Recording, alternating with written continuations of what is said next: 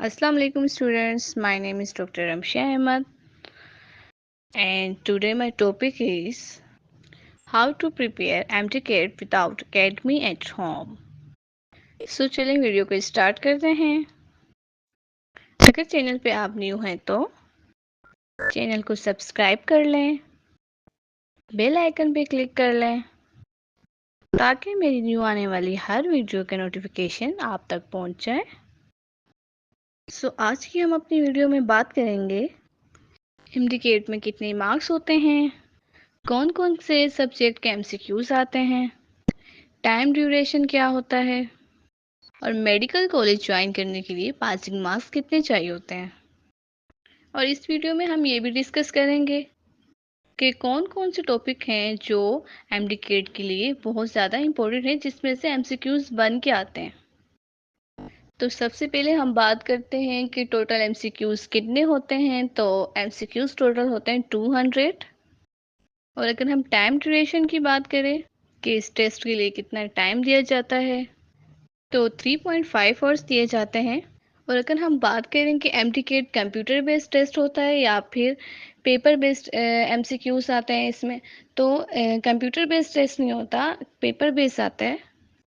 तो अब हम बात करते हैं कि मेडिकल कॉलेज ज्वाइन करने के लिए आपके पास पासिंग मार्क्स कितने होने चाहिए। तो पासिंग मार्क्स इसमें अगर आप मेडिकल कॉलेज में जाना चाहते हैं तो उसके लिए 65% ज़रूरी है, और अगर आप डेंटल कॉलेज में जाना चाहते हैं तो फिर इसके लिए 55% मार्क्स ज़रूरी है। इसमें कोई भी नेगेटिव मार्किंग नहीं होती है। सो चलें अब हम बात करते हैं सब्जेक्ट की। तो सबसे पहले हमारे पास है बायोलॉजी, देन उसके बाद हमारे पास है केमिस्ट्री, फिर फिजिक्स, इंग्लिश और लॉजिकल रीजनिंग। सो अब हम परसेंटेज की बात कर लेते हैं सब्जेक्ट वाइज। तो बायोलॉजी में आपको परसेंटेज चाहिए होती है 34, और इसमें नंबर ऑफ़ MCQs होते हैं 68। केमिस्ट्री की अगर हम बात करें तो केमिस्ट्री में आपको परसेंटेज चाहिए तो 27। नंबर ऑफ़ MCQs इसमें होते हैं 54। फिज़िक्स में भी सेम ही होता है, जो केमिस्ट्री के मार्क्स होते हैं वो फिज़िक्स के भी वही होते हैं। इसमें भी 27% परसेंटेज चाहिए और 54 नंबर ऑफ़ MCQs। और अगर हम इंग्लिश की बात करते हैं तो इंग्लिश में परसेंटेज चाहिए होती है 9 और नंबर ऑफ़ MCQs इसमें होते हैं 18। लॉजिकल रीजनिंग की अगर हम बात करें तो इसमें परसेंटेज चाहिए होती है 3, और नंबर ऑफ़ MCQs की अगर हम बात करें तो इसमें नंबर ऑफ़ MCQs होते हैं 6। सो सबसे ज़्यादा जो MCQs है वो हमारे पास है बायोलॉजी में। यानी कि अगर आपकी बायोलॉजी की प्रिपरेशन अच्छी है तो आप MTCAT का टेस्ट अच्छे से क्लियर कर सकते हैं, यानी कि आपके मार्क्स बहुत अच्छे आ सकते हैं। और अगर आपकी बायोलॉजी, केमिस्ट्री, फिजिक्स की अगर आपकी प्रिपरेशन अच्छी है तो इंग्लिश और लॉजिकल में तो इतने MCQs आप देख सकते हैं, इतने MCQs उसमें नहीं है। तो आपके इंग्लिश और लॉजिकल में क्वेश्चंस जो उनसे होते हैं वो भी बहुत इजी होते हैं। मेन सब्जेक्ट जो आपके हैं वो है बायोलॉजी, केमिस्ट्री और फिजिक्स। तो आपको इनकी प्रिपरेशन बहुत अच्छे से करनी है ताकि आप अच्छे मार्क्स गेन कर सकें। और इन सब सब्जेक्ट के MCQs को मिला के टोटल आपके MCQs बनते हैं 200 और परसेंटेज इनकी बनती है 100, जिसमें से 20% MCQs जो होते हैं आपके वो इजी होते हैं और 60% MCQs जो हैं वो मॉडरेट होते हैं और 20% MCQs आपके हार्ड होते हैं। तो चलें अब हम बात कर लेते हैं बायोलॉजी की कंटेंट की कि कौन कौन से टॉपिक होते हैं जो बहुत ज़्यादा इम्पोर्टेंट होते हैं, जिसमें आपको प्रिपरेशन करने की ज़रूरत होती है। सबसे पहले हमारे पास है फर्स्ट पे बायोडिवर्सिटी, सेकंड में हमारे पास है बायोजेनेर इनर्जेटिक, और थर्ड में हमारे पास है बायोलॉजिकल मॉलिक्यूल्स, और फोर्थ में हमारे पास है सेल स्ट्रक्चर्स एंड फंक्शंस,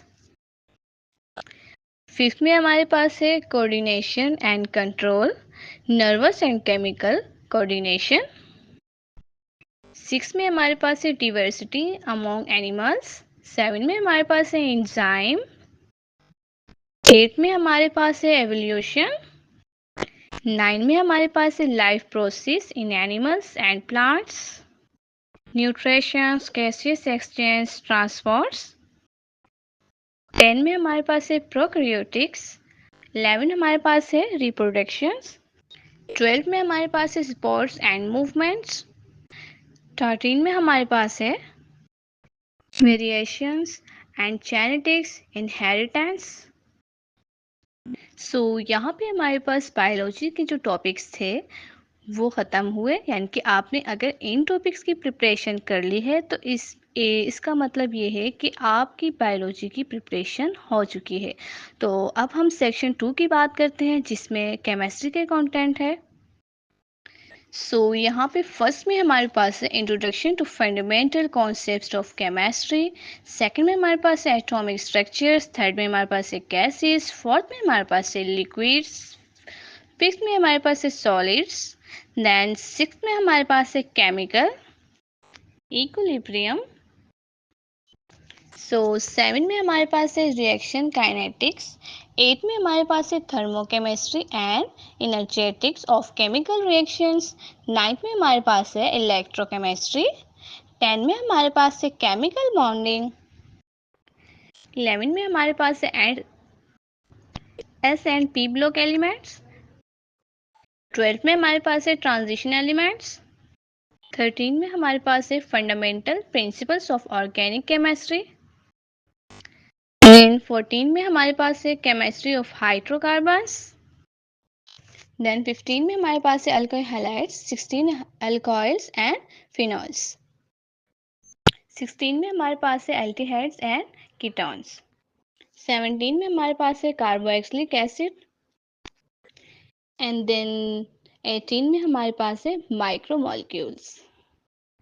यहाँ पे हमारे केमिस्ट्री के भी जो मेन टॉपिक थे वो हमने यहाँ पे कंप्लीट कर लिए हैं। अब हम सेक्शन 3 की तरफ चलते हैं। सेक्शन 3 में हमारे पास कंटेंट ऑफ फिजिक्स है। अब हम यहाँ इसकी बात करते हैं। फर्स्ट में हमारे पास यहाँ पर है फोर्स एंड मोशन। सेकंड में हमारे पास यहाँ पे है वर्क एंड एनर्जी। थर्ड में हमारे पास है rotational and circular motion. Fourth में हमारे पास है वेव्स।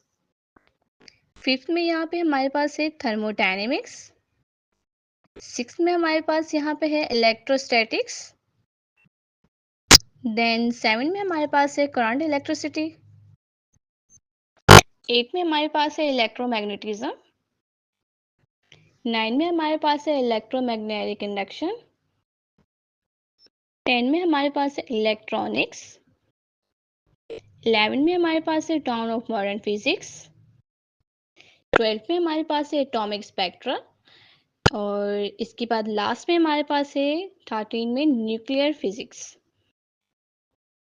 यहाँ पे हमारे 3 मेन टॉपिक थे जिनके हमने यहाँ पे हमारे 3 मेन सब्जेक्ट थे जिनके हमने टॉपिक कंप्लीट कर लिए। अगर आपने इन 3 सब्जेक्ट के जितने भी टॉपिक जो मैंने आपको बताए हैं इनकी तैयारी आपने अच्छे से कर ली तो आप एमडीकेट में अच्छे मार्क्स गेन कर सकते हैं। लेकिन इसके लिए आपको प्रिपरेशन करनी पड़ेगी और प्रिपरेशन करने के लिए आपको मेरी वीडियोस देखनी पड़ेंगी क्योंकि मैं आपको एमडीकेट की तैयारी करवाने वाली हूँ।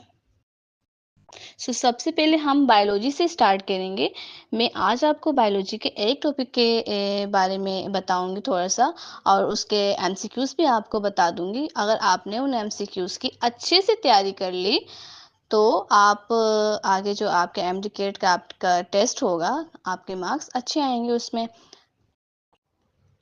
चलिए इस वीडियो को यहीं पे एंड करते हैं एंड देन नेक्स्ट वीडियो से मैं स्टार्ट कराऊंगी आपको बायोलॉजी। सबसे पहले हम बायोलॉजी से स्टार्ट करेंगे और हम बायोलॉजी में देखेंगे कौन कौन से एमसीक्यूज बन के आते हैं, किस तरह से एमसीक्यूज बनते हैं। सबसे पहले हम उस वीडियो में बायोडिवर्सिटी से स्टार्ट करेंगे।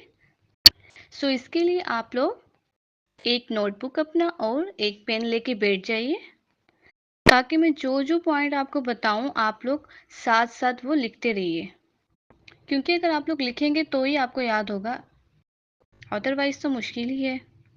और अगर फिर भी आपको कुछ भी समझ ना आए तो आप मुझसे पूछ सकते हैं। वीडियो के नीचे कमेंट बॉक्स है, आप वहाँ पे अपना कमेंट्स छोड़ सकते हैं। देन मैं देखूंगी कि आपको इसमें क्या प्रॉब्लम आ रही है, क्या चीज़ समझ नहीं आ रही, तो मैं आपको अगेन समझाऊंगी। तब तक के लिए अल्लाह हाफिज़।